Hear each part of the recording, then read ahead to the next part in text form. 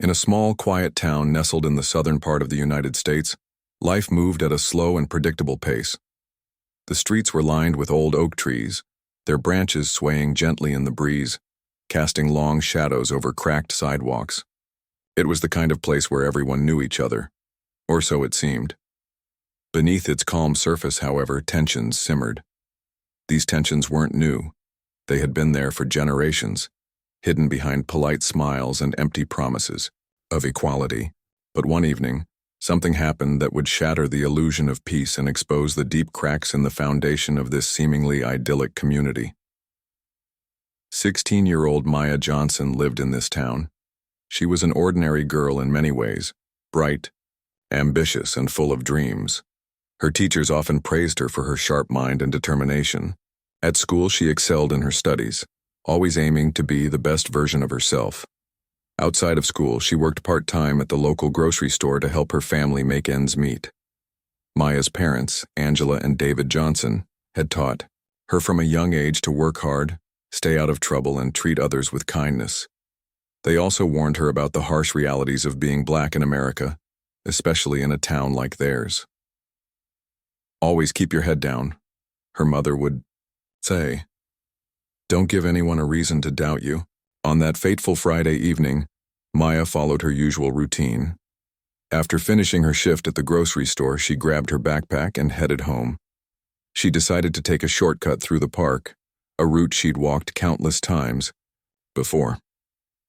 The park was usually deserted after sunset, but it offered a quicker way back to her neighborhood. As she strolled along the winding path, her headphones on, she hummed softly to the music playing in her ears. The air smelled faintly of pine, and the sound of crickets filled the night. For a brief moment, Maya felt at ease, almost forgetting the weight of the world around her. But then everything changed. A police cruiser pulled up beside her, its headlights cutting through the darkness like twin beams of accusation. Two officers stepped out, their faces stern and unreadable.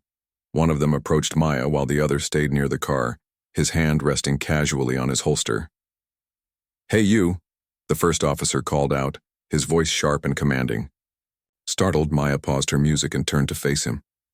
"Yes, sir," she replied, her tone respectful but tinged with confusion.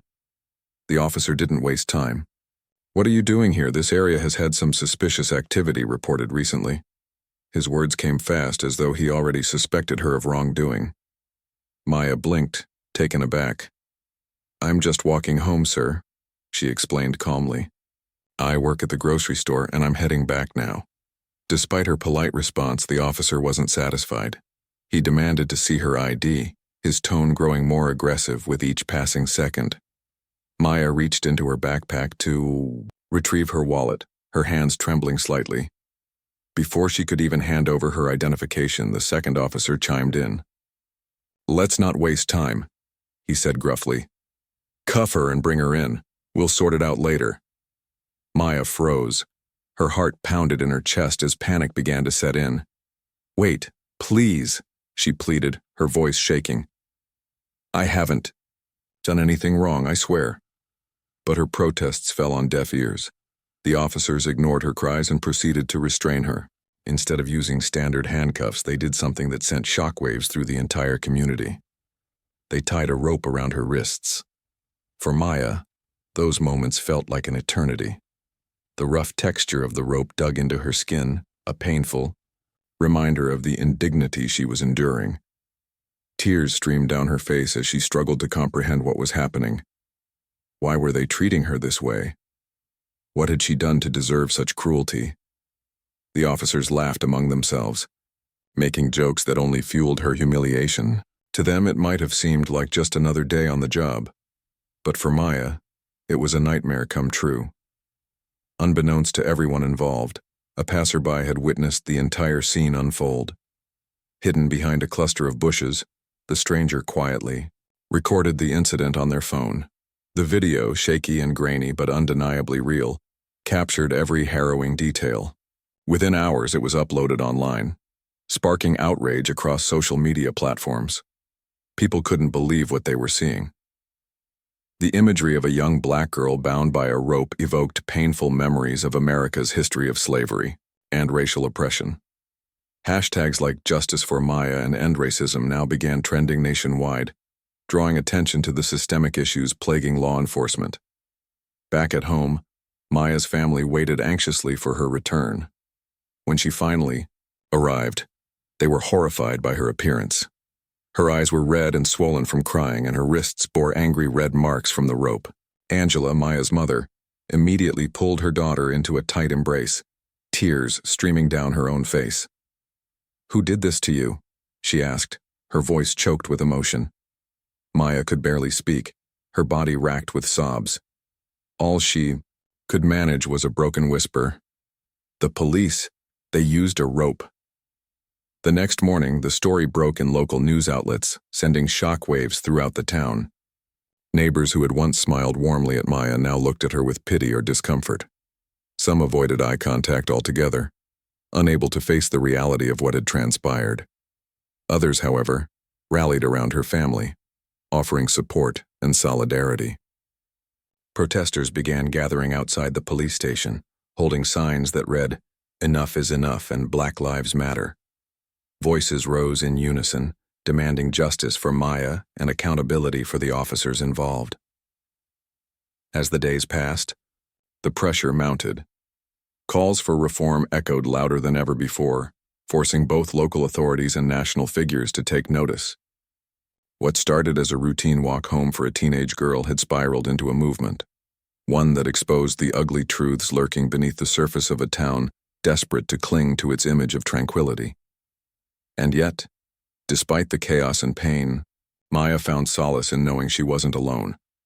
Her story had ignited a fire in the hearts of many, proving that even in the darkest moments, hope could still shine through. The video of Maya Johnson being restrained with a rope by 2 police officers spread like wildfire. Within hours, it had millions of views online, and the hashtag #Justice for Maya was trending not only locally, but across the entire country. People were outraged, not just because of what happened to Maya, but because her story was all too familiar. For decades, Black communities had been crying out against systemic racism and police brutality, yet their voices often went unheard. This time, however, something felt different. The imagery of a young girl tied up with a rope struck a nerve that resonated deeply with people from all walks of life. It wasn't just an act of cruelty, it was a stark reminder of America's painful history of slavery and oppression. As the video gained traction, reactions poured in from every corner of society. Civil rights organizations condemned the incident, calling it a blatant violation of human dignity. Prominent activists took to social media, urging people to stand with Maya and demand accountability. Journalists scrambled to cover the story, interviewing eyewitnesses, experts, and community members to piece together what had happened. Meanwhile, the town where the incident occurred became ground zero for protests. Hundreds of people gathered outside the police station, chanting slogans and holding signs that read, "No justice, no peace, and Black Lives Matter." The atmosphere was electric, charged with both anger and determination. Maya's family found themselves thrust into the spotlight. Angela Johnson, Maya's mother, struggled to process everything that was happening. One moment, she was a hard-working, single mom trying to provide for her children, and the next she was leading a movement for justice.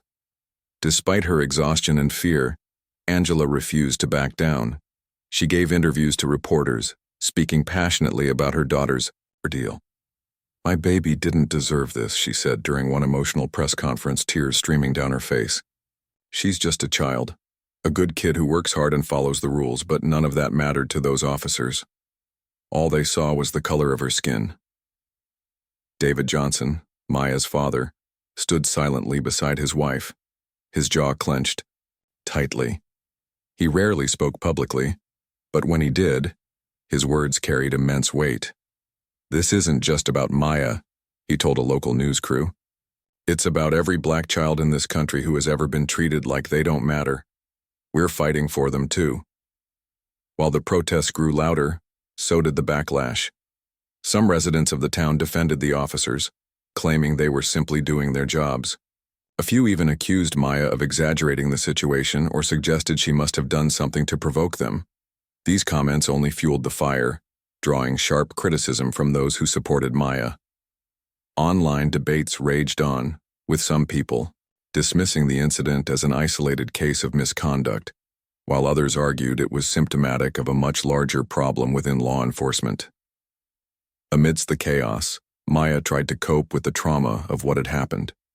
She barely left her room, spending most of her days curled up under a blanket, staring blankly at the wall. Her parents worried constantly about her mental health, urging her to talk to someone, but how could she put into words the pain she felt? Every time she closed her eyes, she relived the humiliation of that night, the sound of the officer's laughter, the roughness of the rope against her skin, the feeling of helplessness as she begged them to stop. Sleep eluded her, and when it came, it was haunted by nightmares. Her friends tried to support her as best they could, visiting her house and sending messages of encouragement. "You're stronger than you think," one of her closest friends wrote in a text. "We're here for you no matter what." But Maya couldn't shake the sense of isolation that had settled over her. Even though thousands of people were rallying behind her cause, she still felt alone. How could anyone truly understand what she was going through? Meanwhile, the two officers involved in the incident faced mounting scrutiny. Their names were released to the public, and they quickly became pariahs. Death threats flooded their phones and email accounts, forcing them to go into hiding. Supporters of the police argued that the backlash was unfair, pointing out that the officers hadn't been convicted of any crime yet. They claimed the video didn't tell the whole story and insisted the men deserved due process. Others countered that the footage spoke for itself and questioned why the officers weren't immediately fired. The controversy reached the ears of influential figures beyond the town. Celebrities, politicians, and civil rights leaders weighed in, amplifying the call for justice. Among them was Marcus Reed, the state attorney general. Known for his tough stance on issues of racial injustice, Reed wasted no time in responding to the growing outcry. He announced that his office would launch an independent investigation into the incident, separate from the internal review being conducted by the police department. This decision sent shockwaves through the community, as it signaled that the case was being taken seriously at the highest levels. Reed's involvement added another layer of complexity to the unfolding drama. Many praised him for stepping in, viewing his actions as a sign of hope. Others remained skeptical, questioning whether anything meaningful would come of the investigation. After all, similar cases in the past had often ended in disappointment, with perpetrators walking away scot-free. Still, the fact that someone in power was paying attention gave Maya and her supporters a glimmer of optimism. In the days following the announcement, tensions continued to escalate. Protesters organized marches, vigils, and rallies determined to keep the momentum going. Local businesses displayed signs of solidarity, and schools held assemblies to discuss the importance of standing up against racism. Even some police officers joined the conversation, acknowledging the need for reform within their ranks. "Not all cops are bad," one officer admitted during a televised interview. "But we can't ignore the fact that there are serious problems in our system. It's time for us to take responsibility and make changes." Despite these efforts, the divide between supporters and critics of the police deepened. Arguments broke out in coffee shops, classrooms, and living rooms, reflecting the broader national debate about race and law enforcement. Some people called for defunding the police altogether, while others advocated for increased training and accountability measures. There was no easy solution, and emotions ran high on both sides. Back at home, Maya's family braced themselves for what lay ahead. They knew the road to justice wouldn't be smooth, but they also understood the significance of their fight. "If we give up now," Angela told her husband one evening, "then what message does that send to Maya, to everyone else who's been hurt like her?" David nodded silently, wrapping his arms around her. Together, they vowed to see this through no matter how long it took. As the weeks passed, the story of Maya Johnson became more than just a headline. It became a symbol of resilience and resistance. Her courage inspired countless others to speak out against injustice, proving that even in the face of unimaginable adversity, change was possible. And though the scars of that night would never fully heal, Maya began to find strength in knowing she wasn't alone. The world was watching, and for the first time in a long time, it seemed like people were finally listening. The town where Maya Johnson lived was no longer the quiet, sleepy place it once pretended to be. The incident involving Maya and the two police officers had ripped open old wounds, exposing deep-seated divisions that many had tried to ignore. What started as a local issue quickly grew into a national conversation about race, power, and accountability. For weeks, protests dominated the streets, drawing people from neighboring towns and even other states. Some came to march in solidarity with Maya. Others arrived to witness history unfolding before their eyes. The energy was palpable, a mix of anger, hope, and determination. Every evening, hundreds gathered outside the police station, holding candles, chanting slogans, and sharing stories of their own experiences with racism. Mothers spoke about the fear they felt every time their sons left the house. Fathers recounted being pulled over by police for no reason other than the color of their skin. Teenagers like Maya shared how they constantly had to prove themselves, not just to authority figures but to society at large. These testimonies painted a vivid picture of what it meant to live as a Black person in America, a reality filled with obstacles and injustices that most white Americans could scarcely imagine. Maya's family stood at the forefront of this movement. Angela Johnson, Maya's mother, became a voice for change, speaking passionately at rallies and interviews. Her words carried raw emotion, capturing the pain and frustration of a community tired of being ignored. "We're not asking for special treatment," she said during one particularly moving speech. "We're asking to be treated like human beings. Is that too much to ask?" The crowd erupted in cheers, shouting "No" in unison. Angela's courage inspired others to join the fight, turning her personal tragedy into a collective call for justice. David Johnson, Maya's father, played a quieter but equally important role. While Angela took center stage, David worked behind the scenes, organizing legal support, coordinating with civil rights groups, and ensuring his daughter had access to counseling. He also reached out to other families who had faced similar situations, building a network of solidarity. "It's easy to feel powerless when something like this happens," he told a group of parents at a community meeting. "But together, we can make a difference." Despite the growing momentum, the journey was far from smooth. Resistance came from unexpected places. Some residents of the town, including a few prominent business owners and politicians, criticized the protests, accusing organizers of stirring up trouble. "This is supposed to be a peaceful community," one council member said during a heated town hall meeting. "All this noise is ruining our reputation." His comments sparked outrage, with many pointing out that the real damage to the town's reputation came from the actions of the officers, not the protests demanding justice.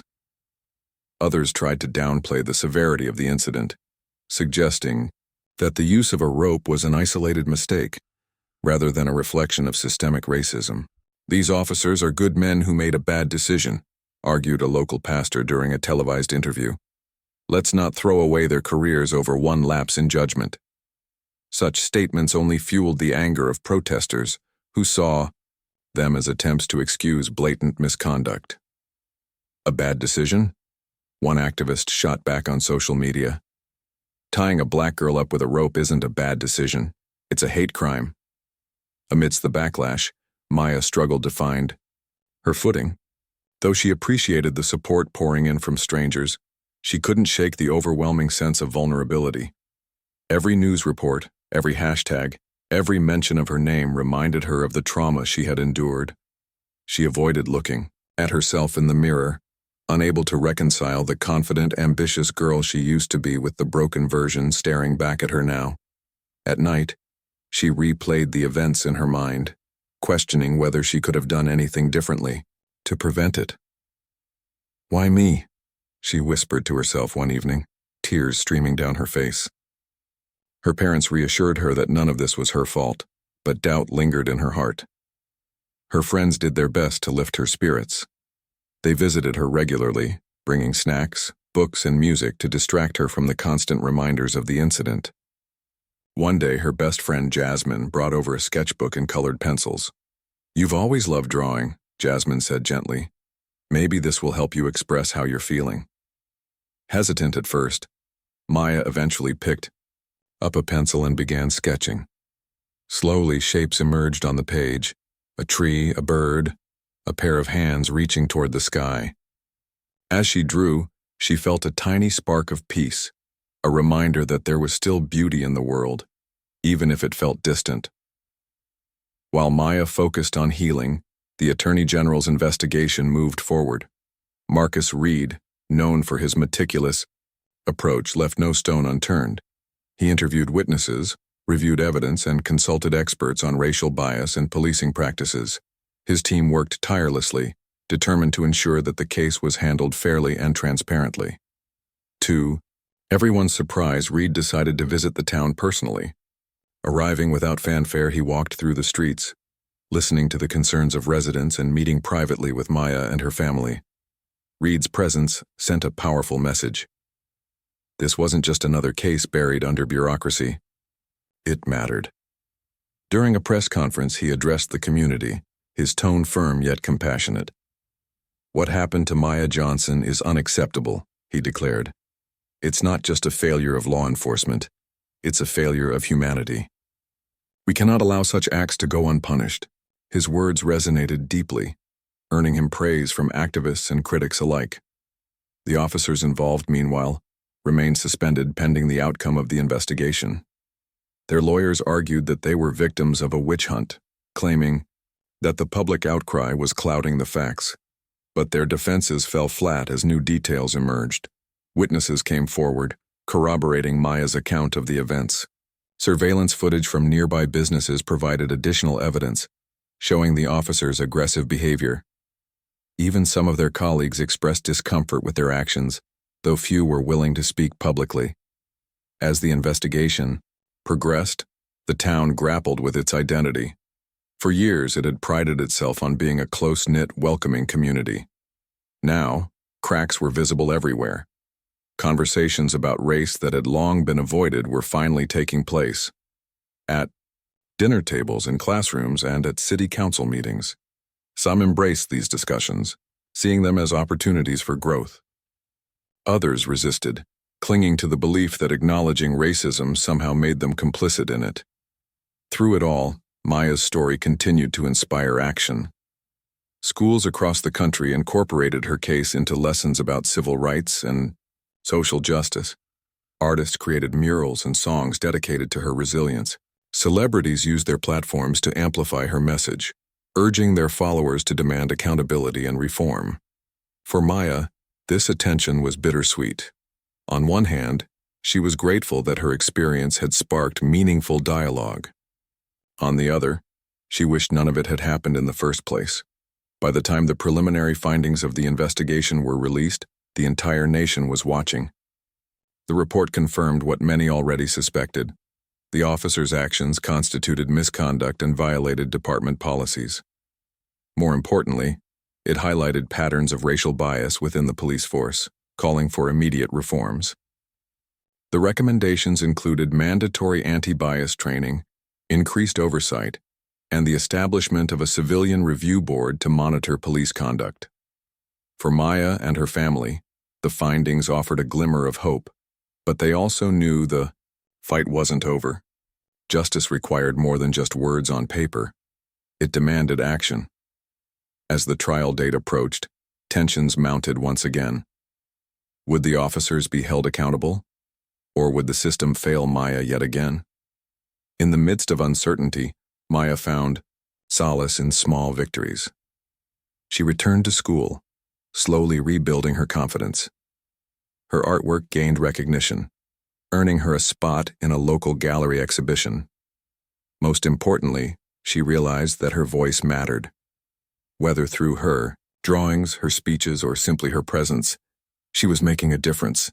And though the scars of that night would never fully fade, she began to see herself not as a victim, but as a survivor, a symbol of strength and resilience. The town, too, began to change.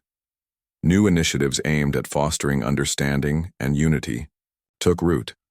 Community workshops, diversity training programs, and youth mentorship projects sprang up, offering pathways toward healing. It wasn't perfect, far from it, but it was a start. Maya's story had forced the town to confront its flaws, and in doing so, it opened the door to transformation. The road ahead would be long and challenging, but for the first time, people dared to believe that a better future was possible. The trial of the two officers involved in Maya Johnson's case became one of the most closely watched legal proceedings in recent memory. The courtroom was packed every day, filled with supporters of both sides, journalists scribbling notes, furiously, and activists holding their breath for justice. Outside, protesters gathered under the scorching sun, chanting slogans like, "No justice, no peace," and "Black Lives Matter." Their voices echoed through the corridors of the courthouse, a constant reminder of the weight of the moment. Inside, however, the atmosphere was tense and formal, as lawyers argued passionately while the jury listened intently. The prosecution team, led by Assistant District Attorney Lisa Monroe, wasted no time laying out their case. From the opening statements, they painted a damning picture of the officers' actions, framing them not as isolated incidents but as part of a broader pattern of systemic racism within law enforcement. They presented video evidence, the grainy yet undeniable footage captured by the passerby, as the centerpiece of their argument. The video, played multiple times during the trial, showed the officers laughing as they tied the rope around Maya's wrists, treating her ordeal as if it were some cruel joke. Each replay elicited gasps and murmurs from the audience, underscoring the gravity of what had occurred. In addition to the video, prosecutors called several witnesses to testify. Eyewitnesses recounted how they had seen the officers treat Maya with blatant disregard for her dignity. One elderly woman who lived near the park broke down in tears on the stand as she described hearing Maya's cries for help. "It broke my heart," she said, clutching a tissue tightly. "I've lived here all my life, and I never thought I'd see something so cruel happen right in front of me." Experts on racial bias and policing practices also took the stand, explaining how implicit biases can lead to discriminatory behavior. A professor of criminal justice testified that using a rope instead of standard handcuffs carried symbolic significance, evoking painful associations with slavery and segregation. "This wasn't just about restraining a suspect," he explained. "It was about dehumanizing her. It sent a message: you are less than human because of your race." On the other side, the defense attorneys fought hard to cast doubt on the prosecution's narrative. They argued that the officers had acted in accordance with protocol, claiming that the rope was used due to a shortage of handcuffs, a claim that was met with skepticism given the widespread availability of standard restraints. They portrayed the incident as a misunderstanding blown out of proportion by public outrage.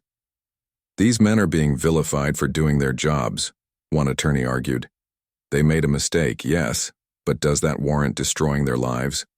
To bolster their case, the defense called character witnesses, fellow officers and community members who vouched for the defendant's integrity. One retired police captain described the accused as dedicated public servants who had always upheld the law.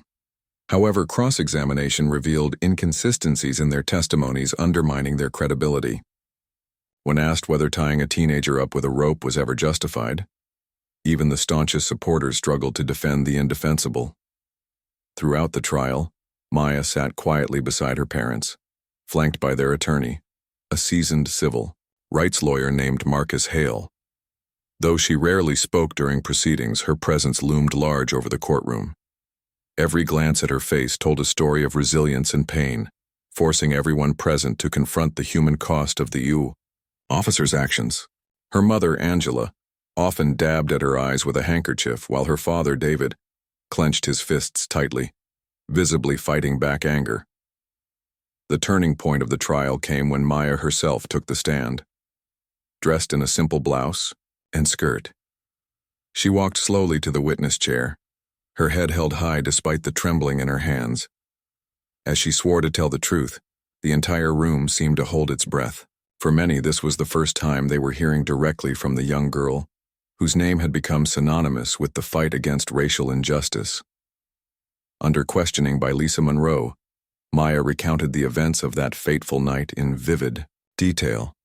She described how the officers approached her without warning, demanding identification and disregarding her polite explanations. She recalled the fear that gripped her when she realized they weren't listening, how her pleas for mercy went unanswered, and then with quiet determination she spoke about the rope. "It felt like they were trying to humiliate me," she said, her voice steady despite the tears welling in her eyes. "Like I wasn't worth treating like a person." Her testimony struck a chord with everyone in the courtroom.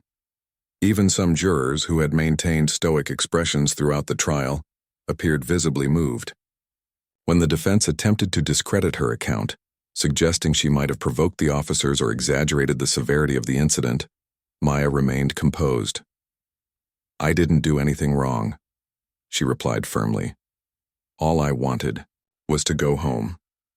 By the time closing arguments rolled around, emotions were running high. Lisa Monroe delivered a fiery speech, urging the jury to consider not only the facts of the case but also the broader implications of their decision. "This isn't just about two officers," she said, her voice ringing out across the silent courtroom. "It's about sending a message to the world that we will not tolerate racism in any form, that we will protect our children, no matter the color of their skin." The defense countered with a plea for leniency, arguing that punishing the officers would set a dangerous precedent. But their words lacked conviction, overshadowed by the overwhelming evidence stacked against them. As the judge instructed the jury to begin deliberations, the tension in the room was palpable. Everyone knew the stakes couldn't be higher. For Maya and her family waiting for the verdict was agonizing. Days stretched into what felt like weeks as the jury debated behind closed doors. Reporters camped outside the courthouse, speculating endlessly about the outcome. Protesters continued to gather, their numbers swelling with each passing hour. Inside, Maya tried to stay calm, leaning on her parents for support. "Whatever happens," Angela whispered to her daughter, "know that you've already changed the world." Finally, after 3 grueling days, the jury reached a decision. When the verdict was announced, it sent shockwaves through the nation. Both officers were found guilty on multiple counts, including misconduct, excessive force, and violating civil rights. Cheers erupted outside the courthouse as news spread, and tears of relief streamed down the faces of those inside. For Maya, the moment was bittersweet. Justice had been served, but the scars of that night would remain forever. The sentencing phase followed shortly afterward. The judge handed down prison terms for both officers, along with permanent bans from serving in law enforcement. While some celebrated the ruling as a victory, others cautioned that it was only the beginning of a long journey toward true reform. Maya, now hailed as a symbol of courage and resilience, vowed to keep fighting, not just for herself, but for all those who had suffered similar injustices. As the dust settled, the town began to reflect on the lessons learned. Conversations about race and accountability continued, spurred on by the reforms recommended in the Attorney General's report. New policies were implemented, training programs expanded, and community oversight strengthened. Slowly but surely, the cracks in the foundation of the town began to mend, not perfectly but with hope for a better future. Maya, meanwhile, focused on rebuilding her life. With the unwavering support of her family and friends, she returned to school, threw herself into her art, and embraced her role as an advocate for change. Though the road ahead was uncertain, she faced it with newfound strength, knowing that her voice had the power to inspire others. And as she stood before a crowd of cheering supporters at a rally months later, she realized something profound. Justice wasn't just about punishment, it was about healing, growth, and the collective effort to create a world where no one else would have to endure what she had. The aftermath of the trial sent shockwaves through the small town and beyond. The guilty verdict against the 2 officers marked a rare moment of accountability in cases involving police misconduct, especially when race was a factor. For Maya Johnson and her family, it was a hard-fought victory, but it came at a steep cost. The trauma of that night lingered like a shadow over their lives, reminding them daily of the pain they had endured. Yet, amidst the scars, there was also a sense of hope, a belief that change was possible if people continued to fight for it. In the weeks following the sentencing, The town struggled to come to terms with what had happened. For years, many residents had turned a blind eye to issues of racial inequality, convinced that such problems belonged to bigger cities or distant communities. But Maya's case forced them to confront uncomfortable truths about themselves and their neighbors. Conversations about race, privilege, and systemic injustice became unavoidable, taking place everywhere from school classrooms to church pews to local coffee shops. Some embraced these discussions, eager to learn and grow. Others resisted, clinging to outdated beliefs or dismissing the need for reform as unnecessary drama. The town council held a series of meetings to address the community's concerns. Activists, scholars, and concerned citizens attended, offering suggestions on how to move forward. One proposal called for mandatory anti-bias training for all public servants, not just police officers but teachers, healthcare workers, and government employees. Another advocated for the creation of a civilian oversight board to monitor law enforcement activities and ensure transparency. These ideas sparked heated debates, with some arguing that reforms were long overdue, and others insisting that they would undermine authority and create chaos. Amidst the tension, Maya found herself thrust further into the spotlight. News outlets from across the country wanted to interview her, and universities invited her to speak at events about racial justice. At first, she hesitated. The thought of reliving her trauma publicly felt overwhelming, and she worried about being reduced to a symbol rather than seen as a person. But after much reflection and encouragement from her parents, she decided to use her platform to amplify the voices of others who had suffered similar injustices. "I don't want anyone else to feel the way I did," she told her mom one evening. "If sharing my story can help even one person, then it's worth it." Her first major appearance was at a national conference on civil rights. Standing before an audience of thousands, Maya spoke with a quiet strength that captivated everyone in the room. She recounted the details of that fateful night, not to dwell on her pain but to highlight the urgent need for systemic change. "What happened to me wasn't an isolated incident," she said, her voice steady despite the weight of her words. "It was part of a pattern that has destroyed lives and torn families apart for generations. We can't keep pretending it doesn't exist." Her speech ended with a call to action. "Let's work together to build a world where no child has to grow up afraid because of the color of their skin." The response was overwhelming. People praised her courage and wisdom, marveling at how someone so young could articulate such complex issues with clarity and grace. Social media lit up with messages of support, and donations poured into organizations dedicated to fighting racial injustice. Inspired by her words, students organized walkouts at schools nationwide, demanding curriculum changes to include more diverse perspectives. Artists created murals and songs in her honor, while activists launched campaigns to push for legislative reforms. Maya's story had ignited a movement, one that showed no signs of slowing down. Back home, the town began implementing some of the proposed reforms.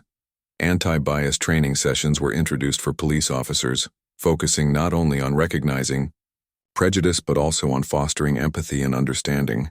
Officers participated in role-playing exercises designed to challenge their assumptions and encourage better communication with marginalized communities. While some embraced the program, others grumbled about it being a waste of time. "We're not racists," one veteran officer muttered during a session. "Why do we have to sit through this nonsense?" His comment drew sharp rebukes from colleagues who understood the importance of self-reflection and accountability. Meanwhile, the Civilian Oversight Board took shape, composed of representatives from various backgrounds, including educators, lawyers, and community leaders. Their task was daunting: to review complaints against law enforcement, investigate potential misconduct, and recommend disciplinary actions when necessary. From the outset, the board faced resistance from within the police department, with some officers viewing it as an intrusion on their autonomy. But over time, its presence helped rebuild trust between law enforcement and the community. Residents felt empowered knowing they finally had a voice in holding authorities accountable. For Maya, life slowly returned to a semblance of normalcy. She threw herself into her studies, determined to excel despite the challenges she had faced. Her artwork, once a private passion, gained recognition when several pieces were featured in a local gallery exhibition titled Voices of Resilience. One painting, depicting a tree growing out of cracked concrete, became particularly iconic. Critics interpreted it as a metaphor for overcoming adversity, though Maya simply described it as a reminder that beauty can still exist in broken places. Her friends noticed a shift in her demeanor. Gone was the timid girl who had withdrawn into herself after the incident. In her place stood a confident young woman unafraid to speak her mind. "She's stronger now," Jasmine, her best friend, observed during lunch one day. "Not just on the outside, but inside too." Maya smiled faintly, acknowledging the truth in those words. Strength hadn't come easily. It had been forged in the fires of struggle, but she was learning to carry it with grace. Yet healing was an ongoing process. Nightmares still plagued her sleep, and certain triggers, like seeing a police cruiser or hearing raised voices, could send her spiraling back to that dark park. Therapy sessions helped her navigate these emotions, teaching her coping mechanisms to manage anxiety and fear. Her therapist reminded her that recovery wasn't linear. It was okay to take steps backward sometimes, as long as she kept moving forward overall. As months turned into years, Maya's influence continued to grow. She graduated high school at the top of her class, earning scholarships to prestigious universities. Though she initially considered studying art, she ultimately chose criminal justice reform as her focus. "I want to be part of the solution," she explained to her guidance counselor, "to make sure no one else goes through what I did." Her decision earned admiration from peers and mentors alike, solidifying her status as a trailblazer for her generation. The town, too, underwent transformation. What had once been a divided community began to heal, albeit imperfectly. Annual diversity festivals brought people together, celebrating cultural differences through food, music, and storytelling. Schools revamped their curricula to include lessons on racism, privilege, and allyship, equipping students with tools to challenge inequality. Local businesses pledged to hire more inclusively, ensuring representation across all levels of employment. Slowly but surely, the cracks in the foundation started to mend. Not perfectly, but with hope for a brighter future. Looking back, Maya often reflected on how far she had come. The journey had been painful, filled with moments of doubt and despair, but it had also taught her resilience, courage, and the power of collective action. She knew the fight wasn't over. Racism and injustice remained deeply entrenched in society. But she believed progress was possible if people refused to give up. As she stood on stage at her college graduation years later, delivering a commencement speech to a sea of cheering graduates, she closed with a message that resonated deeply. Change starts with us. It starts with listening, learning, and standing up for what's right, even when it's hard. Together we can create a world where everyone is treated with dignity and respect. And as the crowd erupted in applause, Maya allowed herself a small smile. The road ahead would always be challenging, but for the first time in a long time she felt hopeful. Hopeful that the sacrifices made by her family, her community, and countless others would pave the way for a better tomorrow. Hopeful that her story would inspire others to keep pushing for justice no matter the odds. And above all, hopeful that love and compassion could triumph over hate and division. Years had passed since the night that changed Maya Johnson's life forever. The small town where it all began was almost unrecognizable now. What had once been a divided community struggling to confront its flaws had transformed into a symbol of resilience and progress. The scars of the past hadn't disappeared entirely. They never would. But they had become part of a larger narrative, one defined by growth, accountability, and hope. For Maya, who had grown from a frightened teenager into a confident young woman, the journey had been long and difficult, but every step had taught her something valuable about herself and the world around her. By the time Maya graduated from college, She was already making waves in the field of criminal justice reform. Her degree wasn't just a piece of paper. It represented years of hard work, sacrifice, and determination. She had spent countless nights studying late, attending conferences, and interning with organizations dedicated to addressing systemic racism within law enforcement. Her thesis, titled Breaking the Chains: Reforming Policing Through Accountability and Empathy, became widely cited in academic circles and policy discussions. It argued for practical solutions like body cameras, independent oversight boards, and mental health training for officers, while also emphasizing the importance of community engagement and trust building. After graduation, Maya landed a position at a prominent civil rights organization based in Washington, D.C. Her role involved working directly with lawmakers to draft legislation aimed at reducing racial disparities in policing. She traveled across the country, meeting with activists, survivors of police brutality, and families who had lost loved ones to misconduct. Each story she heard reinforced her commitment to the cause. "This isn't just my fight anymore," she often said during interviews. "It's our fight, for everyone who deserves to live without fear." Her hometown remained close to her heart, even as she built a life elsewhere. Every summer she returned to visit her parents and catch up on how things were progressing. The changes there were undeniable. The Civilian Oversight Board, once met with skepticism, had proven its worth by holding officers accountable and fostering transparency. Community police relations had improved significantly, thanks in part to initiatives like neighborhood patrols and youth mentorship programs. Local schools now included lessons on racial justice and allyship, ensuring that future generations would grow up more aware of the challenges faced by marginalized communities. One of the most visible symbols of transformation was the annual Unity Festival, which celebrated diversity through art, music, and food. Maya played a key role in organizing the event during its early years, using her artistic talents to design posters and murals that captured the spirit of inclusion. Over time, the festival grew into a beloved tradition, drawing visitors from neighboring towns and even other states. People danced together under strings of colorful lights, shared meals prepared by local chefs, and listened to speakers talk about the power of unity. It was a reminder that despite their differences, they were all connected by their humanity. Maya's personal life blossomed alongside her professional achievements. In college, she had met a fellow student named Marcus, who shared her passion for social justice.